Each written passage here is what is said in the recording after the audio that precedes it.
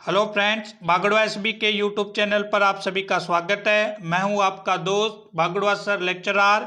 यहां हमने science test series शुरू कर रखी है और ये हमारा टेस्ट जो है थर्ड टेस्ट है जो रीट सेकंड लेवल के लिए। इसके अलावा जो भी भाई बहनें आर्मी, जीडी, एसएससी, रेलवे 10+2 और मई के अंदर जो एग्जाम होगा राजस्थान पुलिस, उसके लिए ये टेस्ट सीरीज बहुत ही महत्वपूर्ण साबित होगी, जो कि एनसीईआरटी और आरबीसी पाठ्यक्रम पर आधारित है। तो चैनल को सब्सक्राइब करें, अन्य फ्रेंड के साथ शेयर करें। तो सबसे पहला क्वेश्चन है, आपके स्क्रीन पर दिखाई दे रहा होगा कि ऊपरी श्वसन तंत्र में शामिल भाग कौन से हैं। ऊपरी श्वसन तंत्र में क्या नासिक, मुख, ग्रसनी? तो ऊपरी श्वसन तंत्र में ये सभी भाग शामिल हैं। फ्रेंड्स, ऊपरी श्वसन तंत्र में 4 भाग शामिल होते हैं, जिसमें एक नासिका, एक मुख, एक ग्रसनी। इसके अलावा एक कौन सा होता है फ्रेंड्स? स्वर यंत्र। ये भी ऊपरी श्वसन तंत्र में शामिल होता है। मानव के श्वसन तंत्र को 3 भागों में बांटा जाता है, एक ऊपरी श्वसन तंत्र, एक निचला श्वसन तंत्र और एक श्वसन मांसपेशियां। अब देखते हैं, सबसे पहला जो है एक छोटा छोटा ब्रीफली नॉलेज ले लेते हैं इनके बारे में। नासिक। नासिका क्या होती है फ्रेंड्स? ये पहला श्वसन अंग होता है और जो बाहर दिखने वाले एक जोड़ी नासाद्वार से शुरू होता है और एक बड़ी गुहा के रूप में होती है, जो एक पतली हड्डी व झिल्ली के द्वारा 2 भागों में विभक्त रहती है। नासा मार्ग आपने देखा होगा, इनके बीच में एक पतली हड्डी होती है, जिससे ये 2 भागों में, जिनको नाथुने बोलते हैं, 2 नाथुनों में ये विभाजित होती है।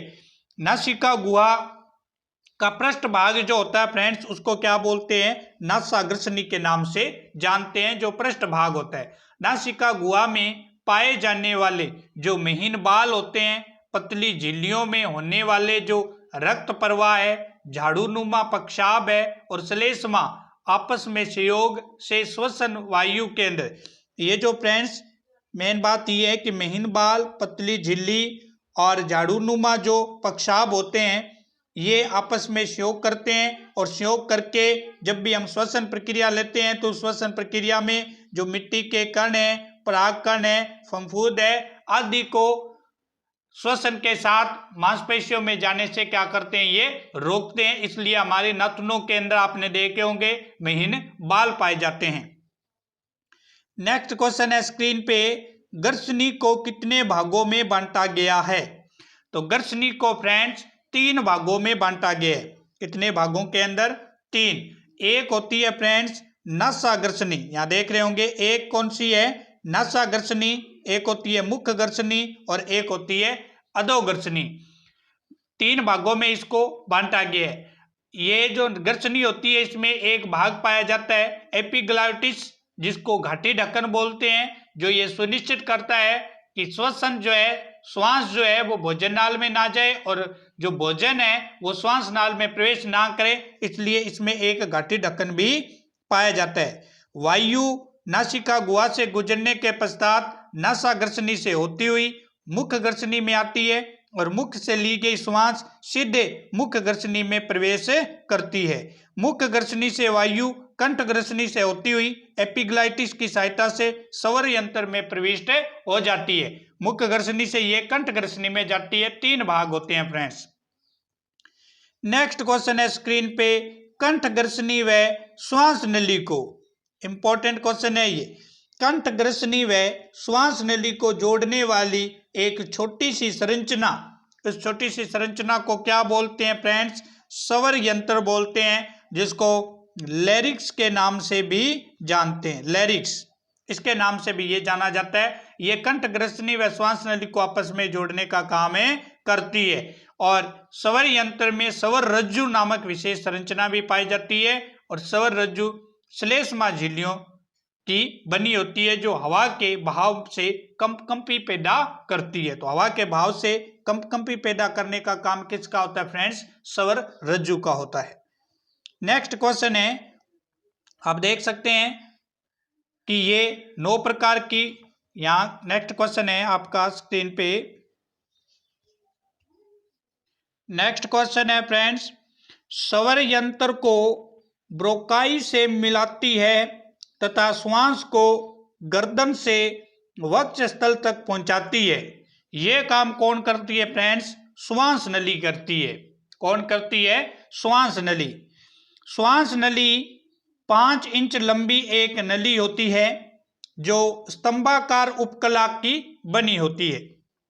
रेखित सी आकार के उपास्थि छल्ले पाए जाते हैं इसमें, श्वास नली में, और श्वास नली को आपस में ये जो उपास्थि छल्ले होते हैं आपस में पिचकने से क्या करते हैं? रोकते हैं। श्वास नली में उपस्थित उपकला श्लेष्मा का निर्माण करती है जो श्वास के साथ आने वाली वायु को शुद्ध कर फेफड़ों की ओर अग्रसर करती रहती है। इसके अंदर जो श्वास नली में श्लेष्मा पाई जाती है वो क्या करती है? श्वास के साथ आने वाली जो भी वायु है उसको शुद्ध करती है और शुद्ध करने के बाद फेफड़ों की ओर अग्रसर कर देती है। नेक्स्ट क्वेश्चन है स्क्रीन पे, श्वसनी तथा ब्रोंकियोल। श्वसनी तथा ब्रोंकियोल मिलकर एक वृक्षनुमा संरचना बनाते हैं जो बहुत सी शाखाओं में विभक्त होती है। उसको क्या बोलते हैं? उसको बोलते हैं फ्रेंड्स, जो वृक्षनुमा एक संरचना बनाती है जो बहुत सारे शाखाओं में विभक्त हो जाती है उसको बोलते हैं क्या? कुपिकाएं। फ्रेंड्स, श्वास नली जो होती है वो आगे 2 भागों में विभक्त हो जाती है, बाईं और दाईं। प्राथमिक श्वसनी फेफड़ों में जाकर छोटी शाखाएं जिसे द्वितीय श्वसनी कहते हैं, और द्वितीय श्वसनी बहुत सारे खंडों में विभाजित होकर तृतीय श्वसनी में विभाजित हो जाती है, और तृतीय जो श्वसनी होती है वो बहुत सारे भागों में आगे विभाजित हो जाती है जिन्हें बहुश्वसनी कहते हैं। और जो प्रत्येक छोटा सा भाग होता है, हर ब्रोंकियोल जो है उसको बोलते हैं ब्रोंकियोल, या हिंदी में बोलते हैं क्या? श्वसनी। हिंदी में क्या बोलते हैं? श्वसनी बोला जाता है। और इन शाखाओं का जो अंतिम छोर होता है उस अंतिम छोर को कुपिकाएं कहते हैं जो गैसों के विनिमय में महत्वपूर्ण भूमिका निभाती है।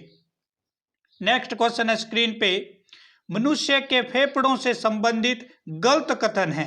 पहला कथन दे रखा है कि फेफड़े लचीले, कोमल, गुलाबी रंग के होते हैं, तो ये तो फ्रेंड्स बिल्कुल बात सही है। वक्ष स्थल में दाएं व बाएं भाग में मध्य पट के ठीक ऊपर स्थित होते हैं, ये भी बात ठीक है, मध्य पट के ऊपर स्थित होते हैं। तीसरा है कि दाहिना फेफड़ा बाएं फेफड़े से लंबाई में थोड़ा छोटा और कुछ अधिक चौड़ा होता है। बिल्कुल, बायां फेफड़ा जो होता है वो लंबाई में थोड़ा छोटा होता है लेकिन चौड़ाई में क्या होता है फ्रेंड्स? अधिक होता है। तो ये तीनों ही कथन क्या है? फेफड़े से संबंधित सत्य है। कुछ और इंपॉर्टेंट देखते हैं। बायां फेफड़ा 2 खंडों में और दायां फेफड़ा 3 खंडों में विभक्त होता है। प्रत्येक फेफड़ा स्पंजी ऊतकों से मिलकर बना होता है। 30 मिलियन कुपिकाएं पाई जाती है इसके अंदर, और कुपिका में सल्की उपकला की पंक्तियां भी पाई जाती है। बहुत सारी कुपिकाएं मिलकर ये फेफड़ों का निर्माण करती है, और कुपिकाएं ही वास्तव में गैसों के विनिमय के लिए उत्तरदायी होती है। नेक्स्ट क्वेश्चन है स्क्रीन पे, मुख्य रूप से श्वसन के लिए उत्तरदायी है इनमें से, तो इसमें से मुख्य रूप से कौन उत्तरदायी है फ्रेंड्स? मध्य पट या डायफ्राम होता है। फेफड़ों में गैस विनिमय हेतु कुछ मांसपेशियों की आवश्यकता होती है। ये मांसपेशियां श्वास को लेने व छोड़ने में मदद करती है। मुख्य रूप से श्वसन के लिए मध्य पट या डायफ्राम उत्तरदायी होता है। मध्य पट कंकाल पेशी से बनी हुई एक पतली चादरनुमा संरचना होती है जो वक्ष स्थल की सतह पर पाई जाती है। तो ये आप स्क्रीन पे देख सकते हैं, मध्य पट या डायफ्राम से संबंधित कुछ इंपॉर्टेंट तथ्य।